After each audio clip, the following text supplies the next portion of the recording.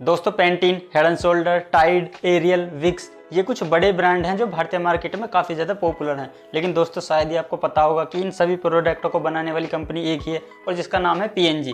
दोस्तों वैसे तो ये कंपनी एक अमेरिकन है, लेकिन दोस्तों इसको जिन दो शख्सों ने शुरू किया था वो बाहर से आए थे।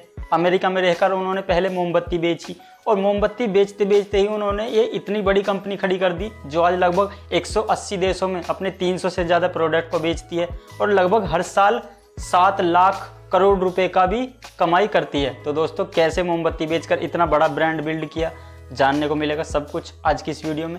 अगर आप चैनल पर पहली बार आए हैं तो हमारी छोटी सी यूट्यूब फैमिली के साथ जुड़कर इसको और भी बड़ा करें ताकि आपको भी ऐसी इन्फॉर्मेशनल केस स्टडीज लगातार मिलती रहें। दोस्तों प्रॉक्टर एंड गैम्बल यानी कि पीएनजी, दोस्तों इस कंपनी की शुरुआत विलियम प्रॉक्टर और जेम्स गैम्बल ने की थी। दोस्तों इन दोनों ने ही ये कंपनी अमेरिका से शुरू की थी।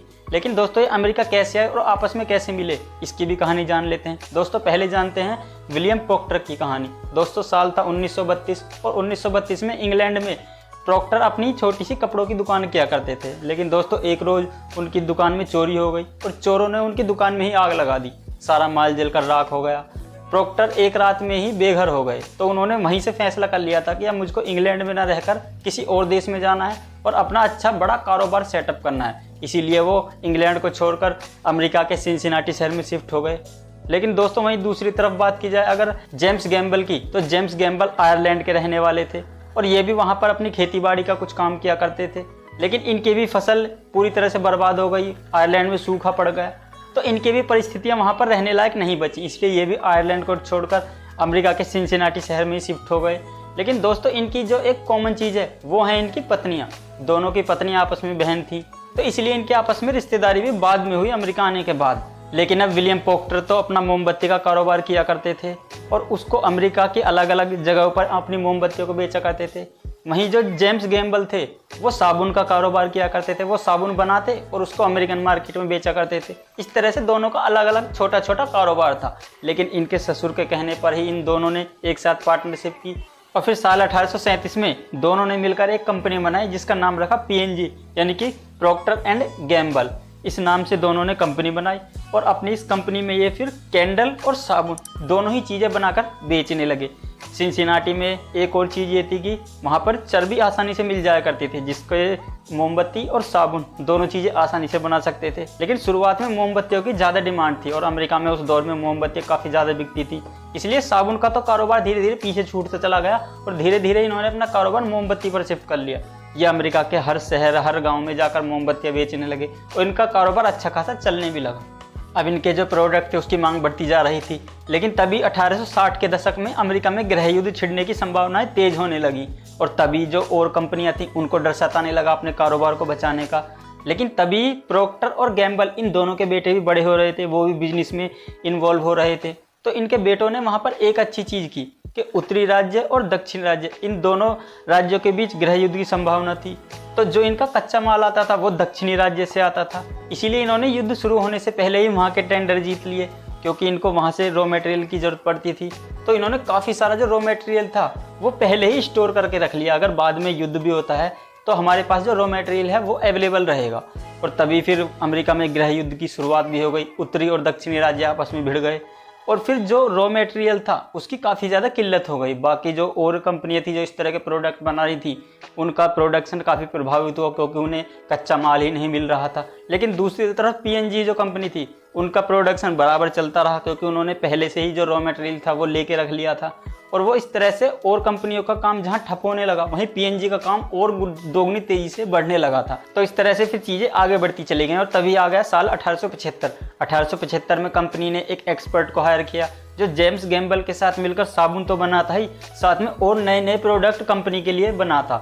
इस तरह से इन्होंने फिर अपनी कंपनी में धीरे धीरे और भी लोगों को लाना शुरू किया और धीरे धीरे कंपनी और भी बड़ी होती चली गई। फिर इनके जो बेटे थे उन्होंने कंपनी की कमान अपने हाथों में ली और एक नया साबुन मार्केट में लॉन्च किया जिसका नाम था आइवरी सोप। ये सोप काफ़ी हिट रहा, क्योंकि ये अपने आप में उस समय पर पहला ऐसा कॉन्सेप्ट था जो मार्केट के अंदर आया था।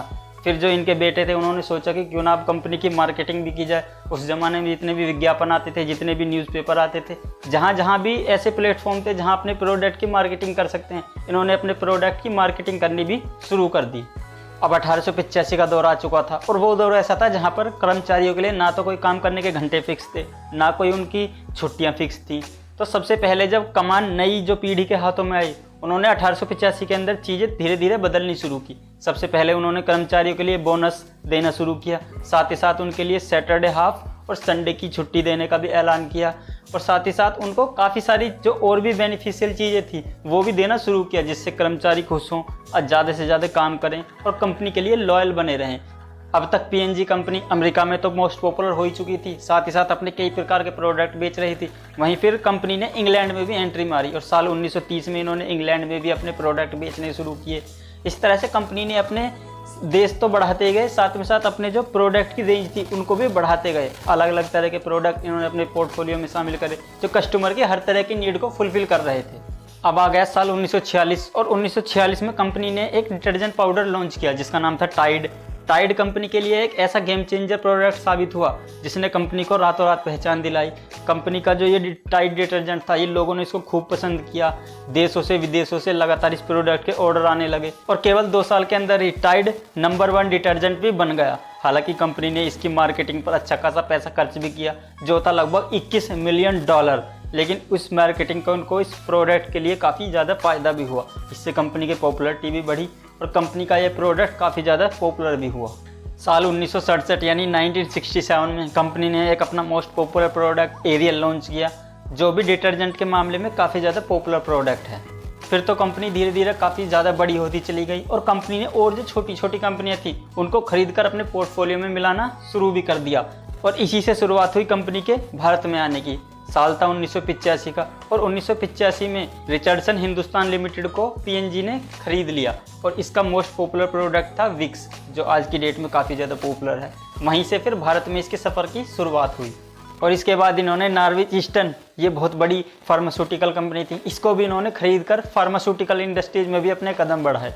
और फिर इन्होंने और भी कई छोटी बड़ी कंपनियों का टेक ओवर भी किया। सबसे बड़ा टेक ओवर था साल 2005 का, इन्होंने जिलेट का टेक ओवर किया। जिलेट के जितने भी प्रोडक्ट थे, Gillette guard, Gillette shaving cream, इस तरह के जितने भी प्रोडक्ट थे इन्होंने उनको खरीद कर अपने में मिला लिया और साल 2005 में ही पीएनजी ने यूनिलीवर को भी पीछे छोड़ दिया। इस तरह से ये फिर दुनिया की सबसे बड़ी कंपनी बनी कंज्यूमर गुड्स बनाने वाली।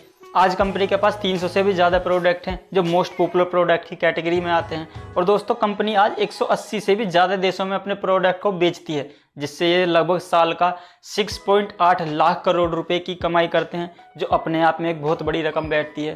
तो दोस्तों इस तरह से केवल एक मोमबत्ती बेचने से शुरू होकर यह कारोबार दुनिया के लगभग हर देश में पहुंच चुका है और आज इसको खरीदने वालों की संख्या भी लगभग 500 करोड़ लोगों से ज़्यादा है। तो दोस्तों आज की इस वीडियो में इतना ही। वीडियो कैसी लगी कमेंट में अपनी राय ज़रूर दें। Thanks for your valuable time.